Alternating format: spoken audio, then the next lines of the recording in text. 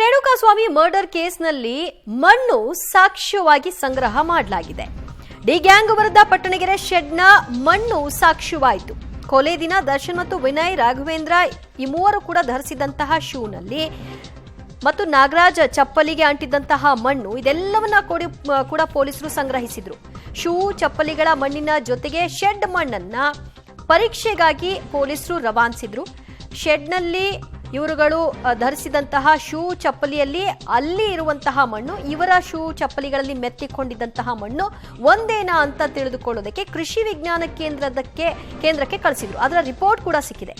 ದೇಶದಲ್ಲೇ ಮೊದಲ ಬಾರಿಗೆ ಮಣ್ಣಿನ ರಿಪೋರ್ಟ್ ಅನ್ನ ಪಡೆಯುವ ಮೂಲಕವಾಗಿ ಚಾರ್ಜ್ ಶೀಟ್ನಲ್ಲಿ ಸಲ್ಲಿಕೆ ಮಾಡಿರುವಂತಹ ಒಂದು ಇತಿಹಾಸ ಇದು.